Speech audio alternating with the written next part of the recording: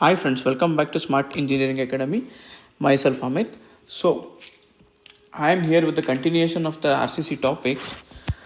In the last two parts, we have studied some of the fundamentals with respect to RCC, and later we have studied in limit state design method what are all the basic concepts which are involved. So in continuation with the topic, now I am entering to the new topic, that is moment of resistance, which is very important. Okay, so first of all, what is moment of resistance? Bending is resisted by the couples formed by the beams. That is, of course, if you consider a beam like this, okay, whenever the load is applied on the beam is going to bend. Okay, this bending of the beam is resisted by the formation of the couple. That is how the neutralization takes place. The formation of couple, I am going to show you how the couple is going to get formed and how does it affect the things, and we'll see the formula for the moment of resistance. Okay, I'll just write down beam, which is a singly reinforced beam. It's like this. So in the previous lecture series, we have studied this, how to I think you remember how to draw the stress diagram. So if I am taking this as a neutral axis, the stress diagram is going to come in this manner. Is it fine? Okay, see, this is effective depth up to the reinforcement what it is taken in terms of small d, and the overall depth is from top up to the bottom, it is overall depth, and this is the this is the effective depth.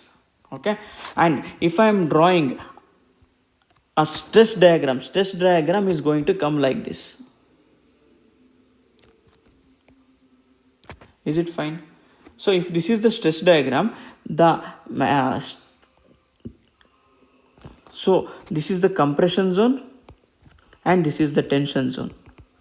At the compression zone, the amount of force that is going to act is 0.36 FCK. For this, we have already derived at a distance 0.42 times of XU. Then what is the value of XU? XU is from here to here, it is XU.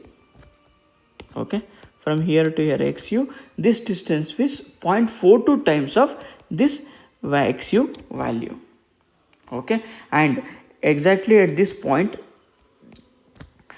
the stress which is acting here is equal to 0.87 Fy.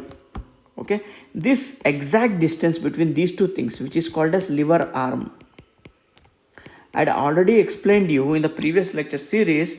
The force 0.87 Fy, which is acting at the tension zone, is resisted by the force which is acting at the compression zone, that is 0.36 FCK. There is a formation of couple. Due to the formation of couple, the moment of resistance is going to take place, and I am going to write down the two equation, that is, see, let me take this as L. Okay, this distance as L, which is equal to lever arm distance, which is taken as L. The value of L is how much? See, the value of L is very simple. The value of L will be equal to the overall depth up to here. Okay, this D minus 0.42 XU will be your lever arm distance. By making use of these things, I am going to write down the two equations. That is, the first one, based on the compressive force, what is the moment resisting moment? Okay, first one, based on based on compressive force,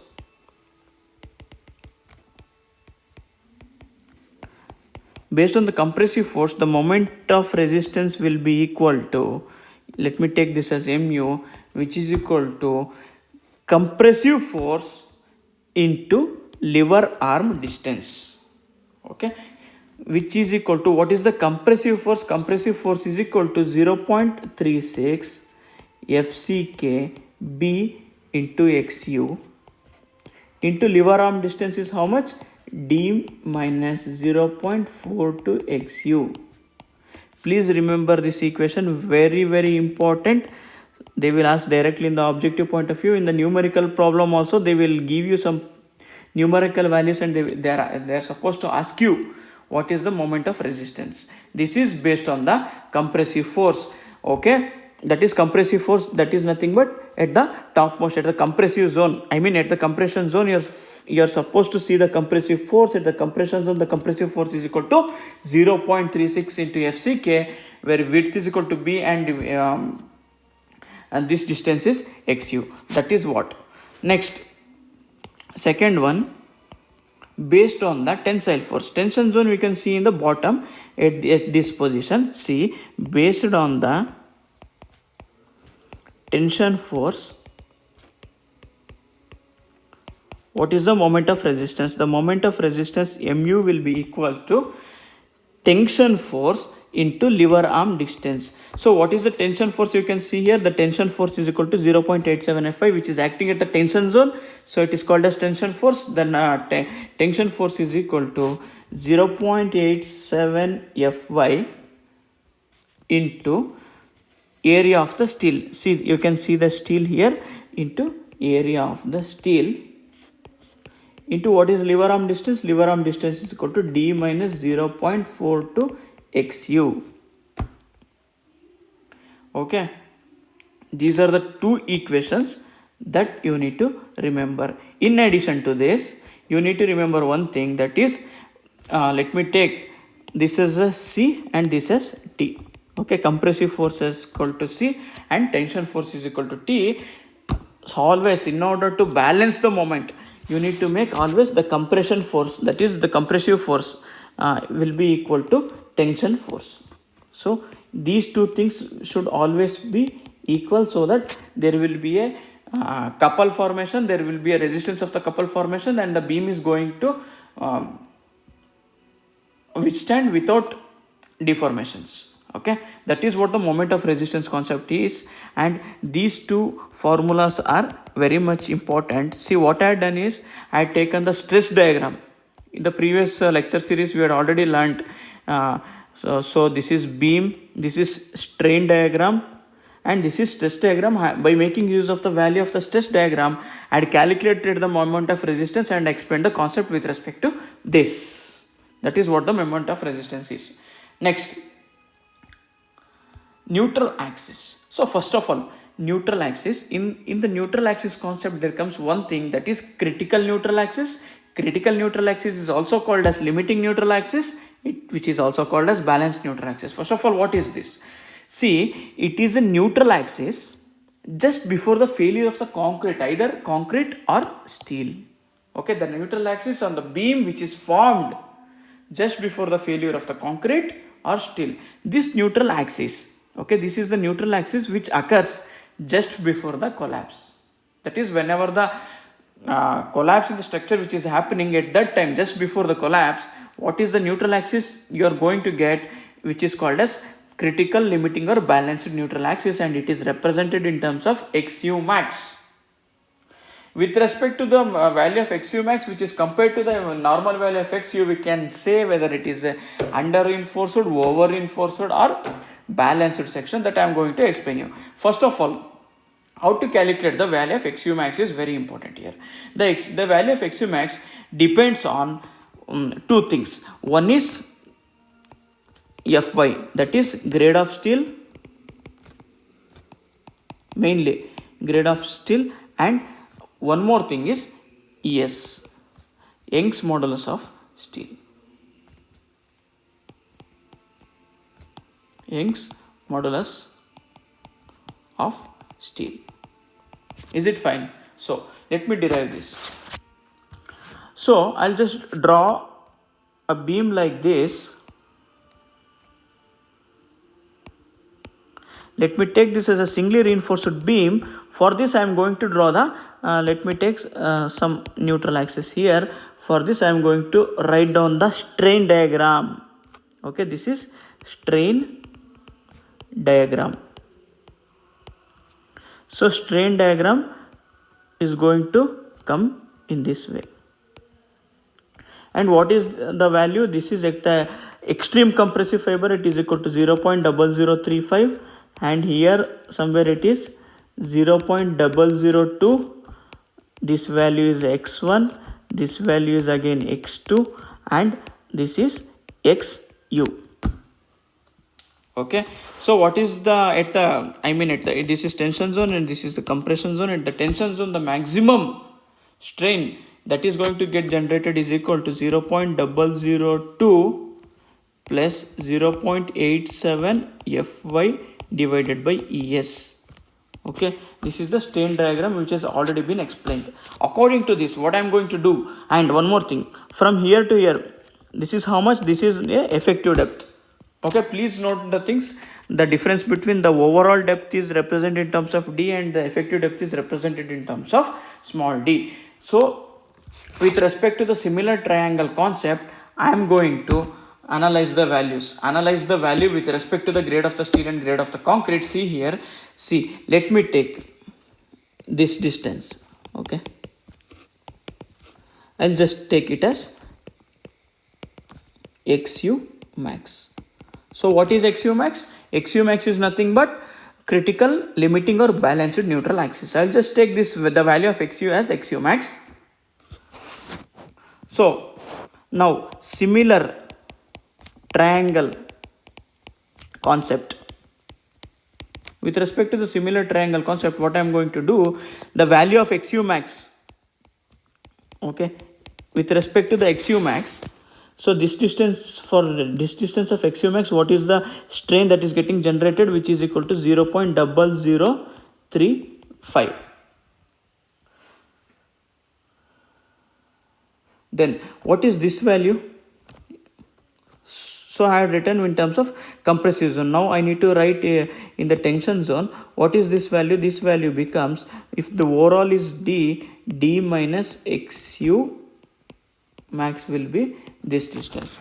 If XU max has 0.0035, d minus XU max will be equal to this value, that is 0.002 plus 0.87 Fy divided by Es. Okay, as I told, it mainly depends upon the grade of the steel and Young's modulus of the steel. So I'll go one by one. In the first condition, with respect to this, I am going to assume the value of Fy is equal to 250 Newton per mm square. That is, the grade of steel is 250 Newton per mm square. In case of this, if you are using in the construction, if you are using the grade of steel is equal to 250, then you need to substitute the value of Fy is equal to 250, and the Young's modulus of the steel is how much? Young's modulus of the steel is always 2 into 10 power 5 Newton per mm square. I am going to add these two values in this equation. This is the main equation. Okay, with respect to the similar triangle concept of the strain diagram theory, I am going to so these are the two unknowns here. One unknown is here Fy and Young's modulus of steel. If I cross multiply this and if I obtain the value for XU max, you will get it as XU max will be equal to 0.53 times of D. This is the first thing you need to remember. Sometimes in the examination they will directly ask what is the critical or limiting neutral axis when the grade of the steel is 250. Then you need to remember this is 0.53D, and this is also present in IS 456 2000 code book. Okay, next let me come to the second condition. In the second condition, I am going to HYSD bars where Fy is equal to 415 Newton per mm square. Okay, that is Fe415 steel I am using here, and Young's modulus of the steel is always constant, that is equal to 2 into 10 power 5 Newton per mm square. If this is the case, then add this value to this equation. In the same equation, if you add this, you will get the value of XU max will be equal to 0.48 times of D. Okay, in the same way I am going into the third condition. Here I am going to assume the value of Fy is equal to 500 Newton per mm square. That is, the grade of the steel will be equal to Fe 500. Okay, then Young's model of the steel is common, that is equal to 2 into 10 power 5 Newton per mm square. If the same value is obtained in the given equation, the value of XU max, that is critical or limiting neutral axis, it comes to be 0.46 times of D. Okay, these are the three conditions which is been given in the code book. But in 2017 in KPSC examination, which was in the irrigation department examination, which was conducted by KPSC, there was one question which was asked. See, normally these three values everyone will know. Okay, just they will mug up the things, or it is mentioned in the code book. These are the three specifications everyone will know. But in this irrigation department examination, what happened is they have given the grade of the steel. If the grade of the steel is given 550 Newton per mm square, that is grade of the steel is Fe 550. And of course, Young's model of the steel is equal to 2 into 10 power 5 Newton per mm square. And they are asked us to find the value of XU max, that is limiting or critical or limiting neutral axis. So in this case, we need to know this equation. Okay, we need to know this equation, and we are supposed to apply what is Fy. Fy is equal to 550, and Young's model of the steel is of course 2 into 10 power 5 Newton per mm square. Please go and substitute that equation and obtain the value of XU max in terms of D. Okay, and please do comment the answer in the comment section. Okay, so it will be a good practice for you, and this is the question which was asked in KPSC 2017 irrigation engineering examination. So it will be a practice for you. I would like to expect more number of comments about this value in my comment section. Okay, fine. So one more note point you need to make use of here. See, one thing, it is better to use lesser steel grade in the tension zone. So if I take it as a beam, we are going to provide the steel in the tension zone. If this is the neutral axis, the topmost is the compression zone and the bottommost is tension zone. So in the note point they are telling it is better to use lesser steel grade. Which is the lesser steel grade? Is nothing but a mild steel. Mild steel is nothing but Fe 250 in the tension zone in order to get the good strength. But the disadvantage of the mild steel is it has a bonding problem with concrete. Okay, the bonding problem between the mild steel and concrete is very low. That is the reason we are going to use the HYST bars. The grade of the HYST bar starts from Fe 415, Fe 500, Fe 550 and so on. And please remember this thing, Fe 415 steel is normally used in case of beams, but in case of columns, because column is going to carry more amount of load, we need to use Fe 500. This is the specification with respect to this. Sometimes it may ask in the MCQs. Okay, fine. Let me go on to the one more concept. Just a minute. Yeah.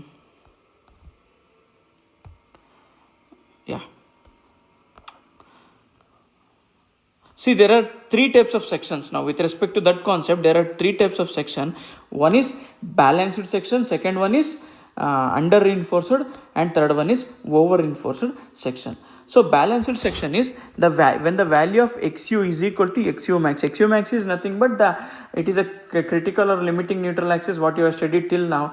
That is just before the failure. If this is equal to XU, the value of normal XU, then it can be called as balanced section. So in case of balanced section, the stress in concrete and steel reach the maximum value at the same time. Concrete and steel theoretically fail at the same time. Practically it is difficult to have a balanced section. Theoretically all the sections designed for balanced section. Practically it is difficult, but theoretically they are going to do. The failure is a primary compression. Okay, in the MCQs they will ask this point. Okay, what is the type of failure that is going to take place in case of balanced section, and they are going to give the 4 options: primary compression failure, secondary, tertiary, like that. So this is the primary compression failure that is going to happen in case of the balanced section. It should not be balanced. Okay, see, wherever the MCQs they are going to ask, I am going to highlight it. Please make a note of these 2 things which is very important. Second, under reinforced section. Under reinforced section is the value when the value of XU is less than XU max. Okay, that is which is less than critical neutral axis. The steel in the section is less than that of the required in the balanced section. The failure in the steel causes a ductile failure and gives clear warning before the failure. Most of the practical sections are under reinforced section. The failure caused is primary tension. See, here the failure caused is primary compression, and here the failure caused is primary tension. In case of under reinforced section, what happens? Steel in the section is less. Okay, there is a less amount of steel when compared to the normal thing. So there is a primary tension failure. Over reinforced section, here the steel in the section is more than that of the balanced section. Okay, whatever the required in case of balanced section, the amount of steel is more. The failure in the concrete causes is a brittle sudden failure without any prior warning. But see, here you can see there is a clear warning before the failure. So the under reinforced section is a very good condition, but we are not supposed to use the over reinforced section. There will be a sudden failure. As per the limit state method, the design of the over reinforced section should be avoided. Normally the design is done for the under reinforced section. You are not supposed to give the over reinforced section. It is not good. The failure will be primary compression. This is important. The value of XU is greater than XU max. These are the 3 things. All of these things, the good section is under reinforced section is normally used in the design.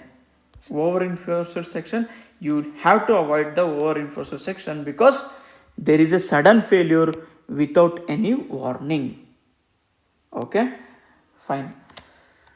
So in the next lecture series, I am going to give you some of the codal specifications. Okay, in RCC, mainly in reinforced cement concrete, in the examination, whatever the questions you are going to expect is from the code book. That is the codal specification. So after completing all the topics, each and every topic, each and every contents with respect to RCC, I am going to give you the codal specification. So in the limit state design, I had completed the limit state design with respect to this. With respect to limit state design, what are all the important codal specification which is present in the IS 456-2000, I am going to add up in the next lecture series. You go through that, make a note of it, and it will be very important. So guys, that's all for the session, and please join my Telegram channel which is given in the description, and please do comment me in the comment section. Makes me motivated to come up with a more number of videos. Okay, that's all guys. Thank you. We'll meet in the next session.